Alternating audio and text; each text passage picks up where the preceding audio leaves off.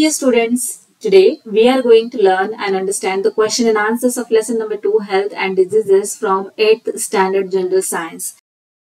Textbook मध्ये page number 13 वर हा एक्सरसाइज दिलेला आहे. आजच्या व्हिडिओमध्ये या एक्सरसाइज मध्ये जे क्वेश्चन्स विचारलेले आहेत त्यांचे आन्सर्स आपण डिस्कस करणार आहोत. सो फर्स्ट क्वेश्चन आहे distinguish between infectious and non infectious diseases. So infectious म्हणजे काय की जे संसर्गापासून एका व्यक्तीपासून दुसऱ्या व्यक्तीला पसरतात त्याला इन्फेक्शियस डिझिजेस असं म्हणतात. तर नॉन इन्फेक्शियस डिझिजेस म्हणजे आजार रोग हे तर तुम्हाला माहितच आहे हो ना. नॉन इन्फेक्शियस म्हणजे काय जे पसरत नाहीत आजार त्याला नॉन इन्फेक्शियस डिझिजेस असं म्हणतात. खूपच इझी आहे आणि हा संपूर्ण चॅप्टर हा संपूर्ण लेसनच खूप इझी आहे पण तितकाच महत्वाचा आहे. चला आपण पाहूयात यांच्या definitions. So the diseases which can be transmitted म्हणजे काय तर एका व्यक्तीपासून दुसऱ्या व्यक्तीपर्यंत पसरणे. The diseases which can be transmitted from one patient to other person are called infectious diseases. एका रुग्णापासून एक जो आजारी आहे ज्याला इन्फेक्शन झालेलं आहे त्या रुग्णापासून दुसऱ्या व्यक्तीपर्यंत पसरणाऱ्या आजारास रोगास काय म्हणतात इन्फेक्शियस डिझिजेस असं म्हणतात. नॉन इन्फेक्शियस डिझिजेस म्हणजे काय याच्याच बरोबर opposite. The diseases which cannot be transmitted from one patient to other person are called non-infectious diseases. फक्त इथे लक्षात काय ठेवायचं आहे ट्रान्समिटेड हा वर्ड. ट्रान्समिटेड म्हणजे काय पसरणे. ट्रान्समिट म्हणजे पसरणे एका व्यक्तीपासून दुसऱ्या व्यक्तीपर्यंत. आलं लक्षात. सो ही आज झाल्या डेफिनेशन्स. नेक्स्ट पाहूयात. Infectious disease can be transmitted through contaminated air, water, food or vector म्हणजे इन्सेक्ट्स अँड ॲनिमल्स. कंटॅमिनेटेड म्हणजे दूषित हवा, पाणी, अन्न किंवा इन्सेक्ट्स आणि ॲनिमल्स पासून हे पसरत असतात infectious diseases. Non infectious diseases मध्ये काय येणार. Non infectious diseases are not transmitted through any medium. Medium म्हणजे काय कोणत्याही माध्यमातून हे पसरत नाहीत non infectious diseases. These are caused due to infections from either bacteria, virus or protozoa. Infectious diseases हे आपल्याला बॅक्टेरिया, व्हायरस किंवा प्रोटोझोआ यांच्यापासून होत असतात. सगळ्यात बेस्ट एक्झाम्पल म्हणजे कोरोना व्हायरस आपण सगळ्यांनीच अनुभवलेला आहे. कशा प्रकारे तो इन्फेक्ट करत होता लोकांना एकापासून दुसऱ्याला, दुसऱ्यापासून तिसऱ्याला आणि असं बऱ्याच जणांना तो इन्फेक्ट करत होता कोरोना व्हायरस. त्याच प्रकारे इथे आपण या कॉलम मध्ये राईट करू शकतो की infectious diseases these are caused due to infections from either bacteria, virus or protozoa. इकडे नॉन इन्फेक्शियस डिझिजेसच्या कॉलम मध्ये आपण राईट करणार some of this diseases are cause due to hereditary cause म्हणजे अनुवंशिक. Some are cause due to deficiency of the nutrients. आता हे जे नॉन इन्फेक्शियस डिझिजेस आहेत ते एकतर अनुवंशिक असतात किंवा आपल्या बॉडीमध्ये कोणत्या तरी न्यूट्रिएंटची डेफिशियन्सी असते म्हणजे आपण व्यवस्थित न्यूट्रिएंट्स घेत नाही, डाएट व्यवस्थित फॉलो केलं नाही की आपल्याला हे नॉन इन्फेक्शियस डिझिजेस होत असतात. त्यामुळे छान पोषक असं आपल्याला अन्न घ्यायचं असतं, खायचं असतं. चला नेक्स्ट पाहूयात. There symptoms are seen suddenly. आता हे जे सिम्पटम्स आहेत इन्फेक्शियस डिझिजेसचे ते लगेचच चालू होतात आपल्याला म्हणजे आपल्याला इन्फेक्शन झालं की लगेचच आपल्याला त्रास व्हायला चालू होत असतो. तर नॉन इन्फेक्शियस डिझिजेसचे जे सिम्पटम्स आहेत ते ग्रॅज्युअली हळूहळू आपल्याला दिसत जातात. एकदम सडनली आपल्याला ते दिसून येत नाहीत. आपल्याला हळूहळू ते आतमध्ये इन्फेक्ट करत असतात. हळूहळू आपल्याला त्याचं कळत असतं की आपल्याला आता हा आजार होत आहे. चला आता याचे एक्झाम्पल्स पाहूयात इन्फेक्शियस डिझिजेसचे. Tuberculosis, hepatitis, leprosy, cough and cold etcetera. तर नॉन इन्फेक्शियस डिझिजेसचे cough and cold, diabetes, cancer, heart diseases etcetera. Next question पाहूयात. Identify the odd one term. आता इथे मलेरिया, हेपेटायटिस, एलिफंटायसिस आणि डेंग्यू याच्यामध्ये ऑड वन काय आहे तर ऑड वन येणार आहे हेपेटायटिस. का बरं हेपेटायटिस. कारण इतर जे सगळे आहेत मलेरिया, एलिफंटायसिस, डेंग्यू हे काय आहेत कोणामुळे होत असतात तर मॉस्किटोमुळे होत असतात आपल्याला आजार. तर हेपेटायटिस कशामुळे होत असतो. हेपेटायटिस ए, बी, सी, डी, ई या व्हायरसमुळे हेपेटायटिस हा आजार होत असतो. हेपेटायटिस म्हणजे काय तर कावीळ झाल्यावर काय होतं आपले डोळे, नख, नेल्स आपले हे पिवळे पडत असतात हो ना. त्याचबरोबर आपली युरिन म्हणजे लघवी ही सुद्धा गर्द येल्लो कलरची होत असते. मग आता हे होऊ नये त्यासाठी आपण काय करायचं असतं तर पाणी उकळून आणि गाळून प्यायचं असतं. त्याचबरोबर स्वच्छतागृहांचा वापर करण्यापूर्वी म्हणजे वॉशरूमचा वापर करण्यापूर्वी व नंतर हात साबणाने स्वच्छ धुवायचे असतात. आलं लक्षात. आता नेक्स्ट काय दिलेलं आहे plague, AIDS, cholera, TB.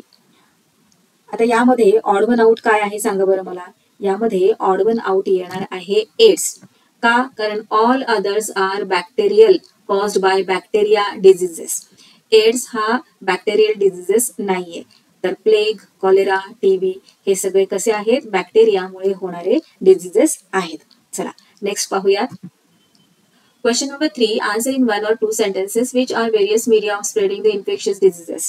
Infectious disease म्हणजे काय मी तुम्हाला सांगितलेलं आहे, एकापासून दुसऱ्याला, दुसऱ्यापासून तिसऱ्याला, तिसऱ्यापासून चौथ्याला असं जे पसरत जातात रोग, त्याला काय म्हणतात? Infectious diseases. मग हे जे इन्फेक्शियस डिझीजेस आहेत ते पसरवणारे माध्यम कोणकोणते आहेत? व्हेरियस मीडिया म्हणजे वेगवेगळे माध्यम कोणकोणते आहेत? तर खूप इझी आहे या क्वेश्चनचे आन्सर. कंटॅमिनेटेड एअर, वॉटर, फूड, तसेच इन्फेक्टेड जे इन्सेक्ट्स आहेत, अॅनिमल्स आहेत त्यांच्यापासून पसरतात. So, infectious diseases spread through contaminated air, water, food, vectors such as insects, animals, and man. Next आहे, give the names of 5 non-infectious diseases other than given in the lesson. Lesson मध्ये जे non infectious diseases दिलेले आहेत त्यांच्या व्यतिरिक्त जे non infectious diseases आहेत त्यांची नावं आपल्याला इथे राईट करायला सांगितलेली आहेत. सो आन्सर: अस्थमा, कॉन्ट्रॅक्ट, त्यानंतर diseases of kidney such as kidney stones and renal failure, arthritis, Alzheimer, which is a condition during old age, hypertension, migraine, etc. Which are the main reasons of diabetes and heart diseases? Diabetes आणि heart diseases होण्यामागची जी महत्वाची कारणं आहेत ती कोणती आहेत? चला तर मग आन्सर राईट करूया. इम्प्रॉपर लाईफस्टाईल, आपली जी जीवन पद्धती आहे, आपली जी बायोलॉजिकल सायकल आहे ती व्यवस्थित होत नाही. काय होतं? बरेचसे लोक खूप उशिरापर्यंत जागतात आणि मग सकाळी खूप उशिरापर्यंत झोपतात. खरं लाईफस्टाईल काय आहे? लवकर झोपायचं आणि सकाळी लवकर उठायचं. पूर्वीची लोक बघा लवकर झोपायचे, अंधार पडला तिन्ही सांज झालं की दिवा लावायचे आणि मग जेवण करून लवकर झोपायचे. पण आता काय होतं? बरेच जण काय करतात? मोबाईलवर, टीव्हीवर खूप वेळ राहत असतात, स्क्रीन टाइम वाढवत असतात, उशिरा रात्री झोपतात आणि त्यामुळे मग काय होतं? सकाळी सुद्धा लवकर उठत नाहीत, उशिरा उठतात. मग ही जी लाईफस्टाईल आहे ती चुकीची आहे. त्याचप्रमाणे रॉंग टाईप ऑफ डाएट, जे डाएट आहे आपण जे अन्न ग्रहण करतो, जे जेवतो ते चुकीच्या पद्धतीने जेवत असतात. त्यामध्ये मैद्याचा जास्त वापर होतो, फायबर कमी घेतलं जातं. फायबर कंटेंट जर आपल्या आहारामध्ये कमी असेल तर आपली पचनक्रिया बिघडते. फास्ट फूड खाल्लं जातं त्यामध्ये फायबर तर जास्त नसतंच, त्यामुळे आपली पचनक्रिया जी आहे ती बिघडली जाते. So improper lifestyle, wrong type of diet, lack of exercise, खूप कमी एक्सरसाइज करतात, मोबाईलवर गेम्स खेळत असतात, हो की नाही? तर आपण तसं करायचं नाहीये, आपण मैदानी खेळ खेळायचे आहेत, त्यामुळे आपला छान व्यायाम होत असतो. Lack of exercise, excessive mental stress, खूप स्ट्रेस घेतात अँड छोट्या छोट्या गोष्टींचा सुद्धा स्ट्रेस घेतला जातो. आम्हाला खूप टेन्शन आलंय, हो ना? And strain, imbalance in secretion of hormones etc. are the main reasons for diabetes and heart diseases. चला नेक्स्ट पाहूयात. Question number 4. What can be achieved or can be prevented? Drinking boiled and filtered water. Boiled म्हणजे उकळलेले, filtered म्हणजे गाळून घेतलेले. उकळून आणि गाळून घेतलेले पाणी पिल्यामुळे आपल्याला काय रोखता येईल किंवा आपल्याला काय साध्य करता येईल? चला आन्सर पाहूयात. खूप इझी क्वेश्चन आहे आणि आन्सर ही तितकेच सोपे आहे. Boiling and filtration are useful methods of purifying water. आपल्याला सगळ्यांनाच माहित आहे की वॉटर शुद्ध करण्यासाठी, पाणी प्युरिफाय करण्यासाठीच्या योग्य पद्धती कोणत्या आहेत? तर boiling and filtration. So boiling and filtration are useful methods of purifying water that enters it suitable for consumption. और तुम्ही इथे कन्झम्पशनच्या ऐवजी फॉर ड्रिंकिंग असं राईट केलं तरीही चालणार आहे. उकळणे आणि गाळणे या पाणी शुद्ध करण्याच्या उपयुक्त पद्धती आहेत ज्यामुळे ते पाणी पिण्यायोग्य बनते किंवा वापरण्यायोग्य बनते. Drinking boiled and filtered water can prove helpful in prevention of various waterborne diseases such as typhoid, fever, cholera, etc. उकळलेले व फिल्टर केलेले पाणी प्यायल्याने टायफॉइड, ताप, कॉलेरा अशा विविध पाण्यातून होणाऱ्या आजारांपासून म्हणजे पाण्यामार्फत होणाऱ्या आजारांपासून आपण आपला बचाव करू शकतो. Most of the waterborne diseases म्हणजे जे पाण्यामुळे आजार होतात ते. Most of the waterborne diseases are caused due to the consumption of contaminated water in some form or the other. बहुतांश हे जे आजार आहेत जे पाण्यातून होतात, पाणी पिल्यामुळे होतात, ते कोणत्या ना कोणत्या स्वरूपात दूषित पाण्याच्या वापरामुळे होत असतात. आपण कंटॅमिनेटेड म्हणजे दूषित पाणी जर आपण पिलं तर आपल्याला हे सगळे आजार होत असतात. चला नेक्स्ट क्वेश्चन पाहूया. Avoiding smoking and alcoholism. Smoking म्हणजे काय? तर धूम्रपान करणे, सिगरेट वगैरे ओढतात. त्यानंतर अल्कोहोलिझम म्हणजे काय? तर मद्यपान. यांना जर आपण टाळलं, यांना जर अवॉइड केलं, तर आपल्याला कशावर आळा घालता येऊ शकतो? आपण कोणकोणत्या रोगांना प्रतिबंध करू शकतो? चला पाहूयात answer.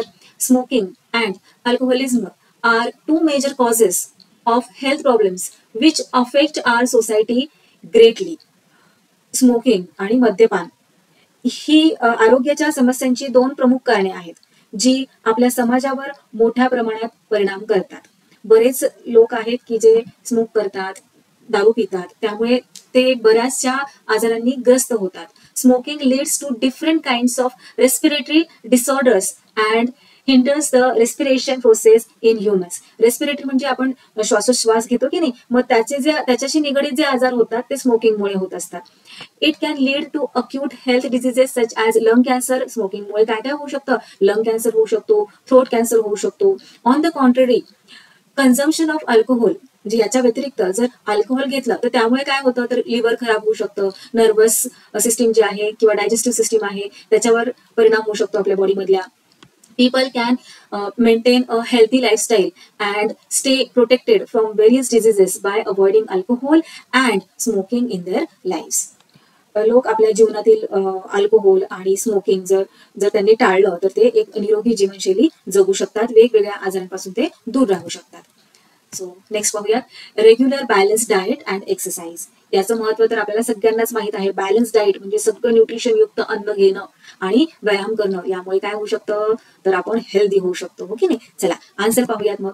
Having a balance diet and proper exercise are key factors which contribute to good health. When both are combined together, it helps our systems to function properly, maintain a healthy body mass and weight, reduce body fat, provides energy. आपलं जे आपण व्यवस्थित diet घेतलं, खूप छान व्यायाम केला तर आपलं बॉडी फॅट कमी होतं, हो की नाही, आणि एनर्जी मिळते. मग आपल्याला खूप बॉडी फॅट जर कमी असेल तर एनर्जी आपल्याला खूप असते आपल्या बॉडीमध्ये. प्रमोट्स साऊंड स्लीप, छान झोप लागते, and makes us feel fresh and fit about ourselves. आता इथे तुम्हाला balance diet, regular balance diet आणि एक्सरसाइजचं महत्व छान कळलं असेल. रेग्युलर बॅलन्स डाएट आणि एक्सरसाइज केल्यामुळे आपलं बॉडी फॅट कमी होतं. बॉडी फॅट कमी झाल्यामुळे आपल्याला छान तंदुरुस्त वाटतं, एनर्जेटिक वाटतं, त्यानंतर आपल्याला छान झोप लागते, फ्रेश आणि फिट आपण फील करतो. चला नेक्स्ट पाहूयात. Proper checking of blood before blood donation. Blood donation म्हणजे काय? रक्तदान. ब्लड डोनेशन करण्याआधी ब्लडचं प्रॉपर चेक होणं महत्वाचं का आहे, आणि ते प्रॉपर ब्लड चेकिंग केल्यामुळे आपण कशाला आळा घालू शकतो, काय रोखू शकतो, चला पाहूयात आपण. There are definite blood groups. आपल्याला सगळ्यांना माहित आहेत कोणकोणते ब्लड ग्रुप्स आहेत. During blood transfusion the donors and recipients blood should be well matched with each other, otherwise blood gets clumped inside the body of recipient. आता जेव्हा blood transfer केलं जातं, एकाचं ब्लड दुसऱ्याला, जो ब्लड डोनर आहे तो त्याचं ब्लड आणि जो ब्लड रिसिव्हर आहे त्याचं ब्लड, ते व्यवस्थित चेक होणं महत्वाचं आहे. जर ते चेक केलं नाही तर काय होणार आहे, त्या ब्लडमध्ये ब्लड ग्रुप व्यवस्थित मॅच होतोय की नाही ते पाहावं लागतं. जर वेगवेगळा ब्लड ग्रुप असेल आणि असंच इन्सर्ट केलं जो ब्लड रिसिव्हर आहे त्याला, तर काय होतील, त्याच्या गाठी होऊन जातील, त्याला खूप प्रॉब्लेम होऊन जाईल. त्यामुळे ब्लड ग्रुप व्यवस्थित मॅच होतोय का ब्लडचा, जो डोनर आहे जो रिसिव्हर आहे, तर दोघांचे ब्लड ग्रुप्स मॅच होतात की नाही ते व्यवस्थित पाहावं लागतं. त्याच व्यतिरिक्त जो ब्लड डोनर आहे त्याला कोणते आजार तर नाही, त्याला कोणता रोग तर नाही, ते आधी चेक करून घ्यावं लागतं. जर चेक नाही केलं ब्लड तर काय होणार आहे, जो हेल्दी पर्सन आहे, जो ब्लड रिसिव्ह करणार आहे, तो हेल्दी पर्सन आहे, तो सुद्धा काय होणार आहे, त्या सगळ्या आजारांनी ग्रस्त होणार आहे जे डोनरचे आहेत, ब्लड डोनरचे आहेत. त्यामुळे प्रॉपर ब्लड चेक होणं खूप महत्वाचं असतं. Through infected blood, the viruses such as those causing hepatitis B or AIDS are transmitted to other healthy person. जसं की मी तुम्हाला आत्ताच सांगितलं. Thus, for prevention of transmission of such diseases, blood should be checked before blood donation. खूप easy answer आहे. आपल्याला सगळ्यांना माहित आहे की ब्लड जेव्हा डोनेट करत असतो, जो ब्लड डोनर असतो आणि जो ब्लड रिसिव्हर असतो, त्या दोघांचंही ब्लड ग्रुप व्यवस्थित मॅच होतंय की नाही, शिवाय तो जो ब्लड डोनर आहे त्याला कोणता आजार तर नाही, हे चेक होणं फार महत्वाचं आहे. आणि जेव्हा ब्लड बॉडीशी निगडीत गोष्टी येतात तेव्हा जी सिरिंज असते ती सुद्धा आपल्याला व्यवस्थित न्यू सिरिंज, पूर्णपणे जंतुविरहित सिरिंजच यूज करायची असते. चला नेक्स्ट क्वेश्चन पाहूया. Question number 5. Read the passage and answer the questions. Master X is a 3-year-old child. हा जो एक्स आहे तो किती वर्षांचा आहे? 3 वर्षांचा. He is living with his family in a slum. Slum म्हणजे झोपडपट्टी. तो त्याच्या फॅमिली बरोबर, कुटुंबाबरोबर स्लम एरियामध्ये राहतो. Public toilet is present near his house. त्याच्या घराजवळ पब्लिक टॉयलेट आहे, सार्वजनिक शौचालय आहे. His father is drunkard. म्हणजे त्याचे जे वडील आहेत ते ड्रिंक करतात. His mother does not know the importance of a balance diet. आणि त्याची जी आई आहे त्या आईला बॅलन्स डाएटचं जे महत्व आहे म्हणजे संतुलित आहाराचं जे महत्व आहे ते माहित नाहीये. मग आता या पॅसेजवर आधारित काही क्वेश्चन्स आपल्याला विचारलेले आहेत, त्यांचे आन्सर्स आपल्याला राईट करायचे. चला तर मग पाहूया ते क्वेश्चन्स. सो क्वेश्चन पाहूयात. Master x can suffer from which different possible disease in above conditions. या परिस्थितीमध्ये पॅराग्राफमध्ये जी परिस्थिती दिलेली आहे त्या परिस्थितीमध्ये हा एक्स राहत आहे, मग त्याला कोणते संभाव्य आजार होण्याची शक्यता आहे. चला आपण आन्सर पाहूयात. Since the house of master X is in a slum area. कुठे आहे मास्टर एक्सचे हाऊस? स्लम एरिया, झोपडपट्टी भागामध्ये आहे. And there is a public toilet near it. तो जिथे राहतोय त्याच्या जवळच पब्लिक टॉयलेट आहे. There are chances that there is a lack of cleanliness in that area. त्या भागामध्ये स्वच्छतेचा अभाव असण्याची शक्यता आहे. He is likely to suffer from diseases like shigellosis, सॅल्मोनेलॉयसिस, diarrhoea, gastroenteritis, त्यानंतर giardiasis, trachoma, tapeworm infection and threadworm infection. How will you help him. तुम्ही त्याला कशी मदत कराल. And his family in this situation. या सिच्युएशनमध्ये तुम्ही त्याला आणि त्याच्या फॅमिलीला कशा प्रकारे मदत करू शकाल. This case the family needs to maintain personal hygiene and cleanliness in and around their house. मग अशा परिस्थितीमध्ये त्या फॅमिलीने घरामध्ये आणि घराच्या बाहेर स्वच्छता पाळली पाहिजे. They should be explain. त्यांना सांगितलं गेलं पाहिजे कशाबद्दल. About the importance of a balance diet for the entire family. संपूर्ण कुटुंबासाठी बॅलन्स डाएट म्हणजे काय, कशा प्रकारचं अन्न खाल्लं पाहिजे हे त्यांना एक्सप्लेन केलं गेलं पाहिजे. Since the father is drunkard he needs proper counselling, rehabilitation and treatment to get rid of this ill habit of alcoholism. ही जी ड्रिंक घेण्याची सवय आहे त्याच्या वडिलांची ती मोडली पाहिजे. त्यांचं प्रॉपर काउन्सिलिंग केलं गेलं पाहिजे.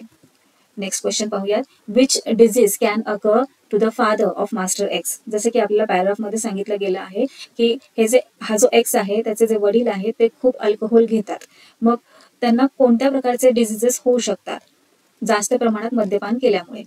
Since the father of master X is a drunkard he is likely to suffer from complex diseases such as liver cirrhosis, heart diseases, ulcer and gastrointestinal problems, brain hemorrhage, etc.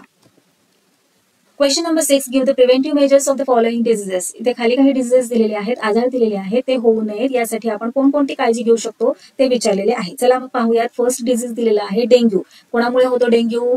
मच्छरमुळे, मॉस्किटोमुळे, हो की नाही. मग कोणता mosquito आहे तर Aedes नावाचा mosquito आहे. तो काय करतो, जिथे जिथे साठलेलं पाणी दिसतं त्या साठलेल्या पाण्यामध्ये तो त्याचे अंडे देत असतो आणि मग या अंड्यापासून नवीन आणखीन मच्छर तयार होतात, मॉस्किटोज तयार होतात आणि यांची संख्या मल्टिप्लाय होते, खूप वेगाने वाढत जाते आणि मग हा जो डास आहे, हा जो मच्छर आहे तो चावला की आपल्याला डेंग्यू होतो. आणि डेंग्यू झाल्यावर बापरे, तुमच्यापैकी काही जणांना होऊनही गेला असेल, खूप त्रास होत असतो. Dengue is a disease which is transmitted by Aedes mosquito which lays eggs in waterlogged places which multiply over time. जसं मी तुम्हाला सांगितलं, mosquitoes breeding can be prevented by adopting the following measures. मग ही जी त्यांची पैदास आहे ती आपण रोखू शकतो. कशा प्रकारे रोखू शकतो चला पाहूयात. Larva eating fishes should be introduced and left in pond water. Larva eating fishes जे आहेत त्यांना आपण जिथे जिथे पाणी साठलेलं असतं, म्हणजे आता हौद असतात, पाण्याच्या टाक्या असतात मोठ्या मोठ्या, तिथे आपण या फिशेसला सोडू शकतो. मग हे फिशेस काय करतात, लार्वा खात असतात. मग हे जे मच्छरांची पैदास आहे ती त्यामुळे कमी होऊ शकते. Water storage and collection should always be done in closed vessels. Open ठेवायचं नाहीये. जिथे जिथे आपण पाणी साठवतो ते साठवणीचे जे पाण्याचे भांडे आहेत ते ओपन ठेवायचे नाही, ते बंद ठेवायचे, त्यामुळे ही पैदास होत नाही. There should be proper drainage of potted plants to avoid accumulation of water. Accumulation म्हणजे जे साठतं ना, साठवण, ते होत नाही. There should be proper drainage of potted plants to avoid accumulation of water in the pots. भांड्यामध्ये पाणी साचू नये म्हणून कुंड्यांमध्ये जे आपण पाणी टाकत असतो ते व्यवस्थित ड्रेन झालं पाहिजे. Use of pesticides against mosquitoes as and Wien necessary. आवश्यकतेनुसार डासांविरुद्ध कीटकनाशकांचा वापर करायला हवा. चला नेक्स्ट पाहूयात. नेक्स्ट दिलेला आहे कॅन्सर. कॅन्सर म्हणजे कर्करोग, खूप डेंजर असतो, हो ना. Preventive measures for cancer. To maintain a healthy diet, proper exercise daily, avoid smoking and drinking alcohol, regular health checkups to maintain health. Next आहे AIDS. When blood transfusion is done. जेव्हा आपण रक्तदान करत असतो किंवा कोणाचं रक्त घेत असतो, the blood should be checked for the presence of HIV. Blood हे व्यवस्थित चेक झालं पाहिजे की त्या ब्लडमध्ये HIV चे विषाणू तर नाहीत. द युज्ड सिरिंज, वापरलेल्या सुया, needles etcetera should not be used without sterilisation, निर्जंतुकीकरण करूनच आपल्याला त्या नीडल्स सिरिंज यूज करायला हव्यात. आपण खात्री करून घ्यायला हवी की निर्जंतुकीकरण केलेलं आहे ना त्याचं, तरच आपण ते ऍक्सेप्ट करायचं आहे. Through blood and blood products and body fluids HIV finds its way into the body. Therefore, these precautions should be taken. Unsafe sexual contact is the most important mode of transmission of HIV. Thus, one should never deal with such dangerous acts. Awareness about AIDS and HIV is the real preventive measures. याच्याबद्दल आपल्याला माहीत असणं, aware असणं आपण, तेच prevention आहे. Next पाहूया. Question number 7, explain the importance, महत्व सांगायचं आहे. फर्स्ट आहे balanced diet. So answer, a balanced diet is a diet containing all nutrients, carbohydrates, fats, proteins, vitamins, etc. in the right quantities. Balanced diet म्हणजे काय तर सगळ्या प्रकारचे पोषक घटक जसे की कार्बोहायड्रेट्स, फॅट्स, प्रोटीन्स, विटॅमिन्स हे आपल्या शरीरामध्ये योग्य त्या प्रमाणामध्ये गेले पाहिजेत. A balance diet helps us in various ways. Balance diet घेतल्यामुळे, योग्य तो आहार घेतल्यामुळे काय होतं, वेगवेगळ्या प्रकारे आपल्या शरीराला त्याचा फायदा होत असतो. जसे की provides us with important nutrients required for the growth of body, helps us to stay fit and free from diseases, helps in strengthening the immune system, helps our systems to function properly, helps maintain a healthy weight, reduce body fat, provides the body with energy, promotes good sleep, and makes us feel better about ourselves. Physical exercise और योगासनास, व्यायाम का महत्वाचा आहे, योगा करणं का महत्वाचं आहे. Importance of exercise and योगासनास are reduces the risk of heart attack, helps in managing weight better, helps in maintaining blood cholesterol level, lowers the risk of type 2 diabetes and some cancers, helps in maintaining the blood pressure levels, helps in attaining stronger bones, muscles and joints, and lower the risk of osteoporosis, boosts the energy level, makes you feel relaxed. Question number 8, make a list. Viral diseases कोणकोणते असतात, so इथे काही diseases आपण write करूयात. Measles, mumps, swine flu, chicken pox etcetera. त्यानंतर bacterial diseases, बॅक्टेरियामुळे होणारे diseases कोणकोणते, तर tuberculosis, diphtheria, tetanus, cholera, typhoid. त्यानंतर डिझिजेस स्प्रेड थ्रू इन्सेक्ट्स, जे कीटक असतात, इन्सेक्ट्स असतात, त्यांच्यामुळे होणारे डिझिजेस कोणकोणते आहेत, तर डेंग्यू, मलेरिया, प्लेग. त्यानंतर हेरिडिटरी डिझिजेस, जे अनुवंशिक डिझिजेस आहेत ते कोणते आहेत, ते आहे डायबिटीज, हायपरटेन्शन, कॅन्सर, हे हेरिडिटरी डिझिजेस आहेत काही. Question number 9, write the information on modern diagnostics and treatments of cancer. काय विचारलेलं आहे क्वेश्चनमध्ये की कॅन्सर झालेला आहे एखाद्या व्यक्तीला की नाही झाला, हे कशाने डायग्नोस करतात, म्हणजे ओळखतात, निदान करण्याच्या पद्धती कोणत्या आहेत कॅन्सरच्या. आणि सेकंड त्यांनी विचारलेलं आहे की कॅन्सरवरच्या ट्रीटमेंट्स कोणकोणत्या आहेत. चला तर मग आन्सर राईट करूयात. Following methods are used as diagnostic methods to detect the cancer. कोणत्या आहेत त्या, तर techniques like CT scan, MRI scan, mammography, biopsy. त्यानंतर treatment of the cancer is done by the following methods. Treat कसं केलं जातं कॅन्सरला, वेगवेगळ्या मेथड्स आहेत. So for treatment of cancer some conventional methods are used. Along with these methods chemotherapy, radiation therapy and surgery are commonly used to treat cancerous growth and tumours. New and modern techniques of robotic and laparoscopic surgery are also used for the treatment. Next, question number 10, and this is the last question of this exercise. Enlist the names and compositions of the medicines present at your home. तुमच्या घरी असणाऱ्या औषधांची नावे व त्यातील घटक इथे लिहायला सांगितलेले आहेत. सो या क्वेश्चनचे आन्सर तुम्ही सुद्धा राईट करू शकता. इथे एक्झाम्पल म्हणून मी हे आन्सर देते तुम्हाला. The following medicines are found in our houses. For treating influenza we generally use paracetamol or acetaminophen. For treating minor stomach ache, पोट दुखत असेल थोडंसंच किंवा डिसऑर्डर झालं असेल, we use Digene, Polycrol, Pudinhara etcetera. For treating body ache, जेव्हा आपलं शरीर दुखतं तेव्हा आपण काय करतो, शरीराचा कोणता भाग, कंबर दुखत असेल काय लावतो, वॉलिनी लावतो, मूव लावतो, ॲडिक्स लावतो, ओके नाही. किंवा आपल्याला सर्दीसारखं जाणवत असेल तर आपण काय लावतो, विक्स लावतो. तर अशा प्रकारचे वेगवेगळे स्प्रेज, क्रीम्स आपण आपल्या घरामध्ये वापरत असतो. नाव माय डिअर लर्नर्स, इथे आपला हा एक्सरसाइज कंप्लीट झालेला आहे. If you found this video helpful and learned something new, don't forget to hit that like button to show your support. And if you are new here, subscribe to the channel so you never miss out on further content like this. Thanks for watching. That's all for today. We will meet again in our next video. Till then, keep learning, keep enjoying. Bye bye.